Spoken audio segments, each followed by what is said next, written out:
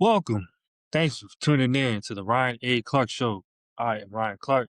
Thank you again for tuning in. Please like, share, and subscribe. This one's going to be for my Sixers fans, basketball fans. Please let me know, man, where did we go wrong as a Sixers fans, the Sixers team?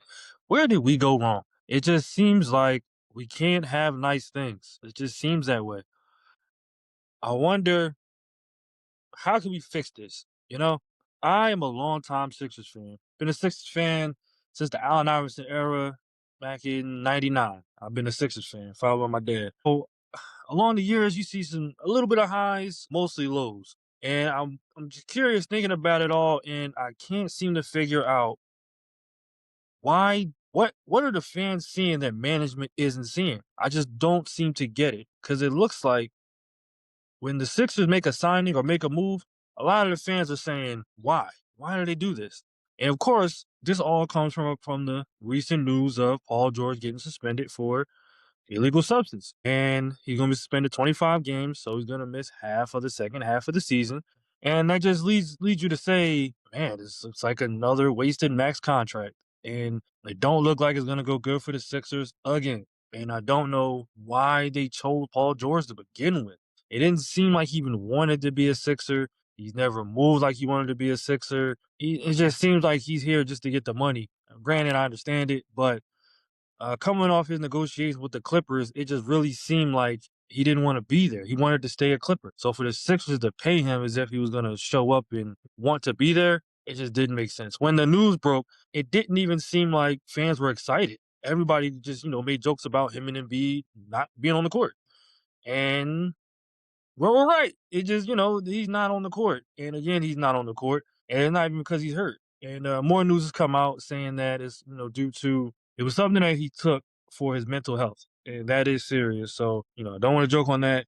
Hope he gets better and things like that. Don't want to joke on that at all. But it's just another one of those things where it's like, my man, another thing that happens again. And it just seems like the Sixers just can't go get over the hump. But why do I say the Sixers need to listen to the fans? Because this isn't the only situation or only contract that baffled fans and had us wondering what are they doing.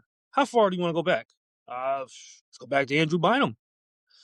Sixers fans, please tell me in the comments, Sixers fans, basketball fans, if you know, who do you guys think is the worst signing in Sixers history? I'm really strong I think it's Paul George at this point. I don't think it's Bynum. Granted, I know Bynum never got on the court, but I mean, he was shown to be injury prone before he got here. So I'm curious as to why the Sixers offered him the money. He had a little glimpse of showing he can play, but he was never consistent. And the Sixers turned around and gave him money, and he never touched the court. I'm willing to debate that Paul George has been worse. I don't. I hate to say it because it seems like he's trying, but we're not even getting Clippers PG. I'm not wasn't expecting Pacers PG, but we're not even getting Clippers PG or OKC PG. I just don't. I just think the signing was bad from the jump. And with Bynum, yeah, he never touched the court, but I mean, he never played. So that is the what if. He never even played. So you don't know if he was bad or not. He might have been great. Who knows? But I'm willing to say I'm willing to put PG at the top. But going along with the bad decisions of the Sixers, let's see. Went from Bynum, Ben Simmons. I mean, it's been a long situation with Ben Simmons. Ultimately, it ended with him leaving, and more things starting to come out about how he didn't really want to work on his game. He ignored teammates. He just didn't seem. He only seemed to want the money. He missed a year. The Sixers sat him to get another draft pick. So he missed his first year. He came back. One could argue he only came back just to get Rookie of the Year. They inflated his resume. But it just seems like Ben never really wanted to get it going. It seems like, and his track record showed it too. He did a documentary in college saying that he wanted to get paid for being in college. It was a waste of his time. So it seemed like, looking at it in hindsight, yeah, trust me, I saw the potential in Simmons. I liked Simmons too, but as the years went on, you just kind of saw it was for the money. And then the whole Ben Simmons experiment was a big failure. Whereas Markel Fultz, my goodness, Markel Fultz, not only did you get destroyed by Boston in the process of that, giving them picks and Jason Tatum, but now Jason Tatum has become a nightmare to you. You can't beat Boston. They got a ring. And it just seems like now it's like, what? How do we miss this? How did the Sixers miss this? that Markelle Fultz just seemed to forget how to shoot overnight. I don't know what happened with him. Rumors are, his shoulder got messed up in the offseason or something. But it seems like the Sixers coaching staff never could get him right again. And you kind of, again, got to wonder what went wrong.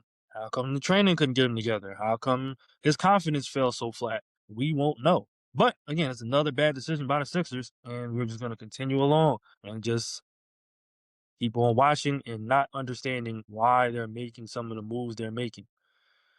Well, Embiid, granted, he is the superstar. He is now this most recent Sixer MVP. Granted, some didn't really believe he earned it. Some thought it was Joker. I still think he deserved one at least. Maybe not that year, but I think he deserved one. But I would say that his tenure in the Sixers have been a failure. He hasn't been past the second round. He has a scoring title. He does try. It's just, his body is breaking down. And this year, I will say he looks good. He does look in shape, and we'll see how that goes. With Joel Embiid, it's always something that's going to go wrong. And it just always happens at the playoffs. Against Toronto, stomach bug, it's the heat, it's hitting the eye. It's just something always goes wrong with Joel Embiid. Boston, he chokes down a 3-2 lead. It's just something that always goes wrong with Joel Embiid. Trust me, he's great to watch. He's a great player. It's just, man, can he get us over the hump? The Sixers haven't been to the conference finals since 2001. It is terrible. They haven't won a championship since 83. 83. My and you seeing, as a Sixers fan, seeing teams like Toronto get one, the Bucks get one, the Nuggets get one. It's like, man, my team can't sneak in there and get one. Oh my goodness, I don't know. You try to pull Al Horford from the Celtics, trying to weaken them a bit. It didn't work. Then he goes back and then destroys you. The Jimmy Butler situation. I mean, everybody says they chose Tobias Harris over Butler, but it was more of a he didn't get along with Ben Simmons, and that's ultimately why they didn't pick him. And Butler did work in Miami. Tobias Harris, oh God, no, nobody liked Tobias Harris, man. Nobody liked Tobias Harris. He passed over Mikal Bridges. There's so many things the Sixers management has done wrong to why this team can't seem to be elite and get over the hump.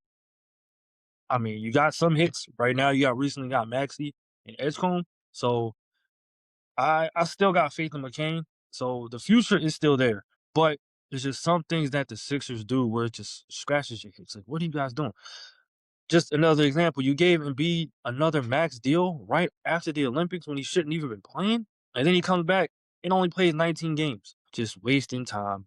And I just don't understand why the Sixers make some of the moves they make. Oh, almost forgot James Harden. I actually liked Harden as a Sixer. I was hoping that he stayed, but again, he took less money, hoping he would get more money because him and Morey got that kind of relationship, and Morey did him wrong. So I can't really fault Harden for leaving in that situation when he did his part. Granted, he shouldn't, he did play his part in choking the 3-2 lead. With Harden, is always good and bad to weighing him out. On one side, you can say, yeah, he choked the 3-1 lead, but he did have two phenomenal games that series when Embiid was out, and the Sixers were there. He did his part in getting the Sixers there. It was Embiid's job to get him over the hump.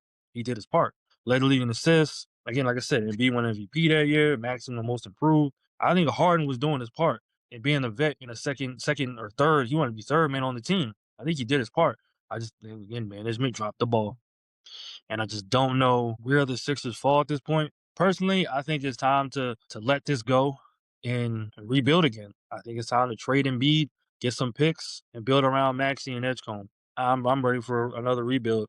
I don't think this team's gonna get over the hump. I hope that they do, of course, but I just don't know. I just don't know. Please like, share, and subscribe. Let me know what you guys think. About worst signings in Sixers history. I don't want to get into Philly sports. That's a whole nother subject. Sixers history. Let me know what you guys think about, again, worst signings in Sixers history. Do you think the Paul George experiment was a failure? Do you think Embiid's tenure was a failure? Let me know, Sixers fans, basketball fans. Please like, share, and subscribe. Thank you. Have a good one.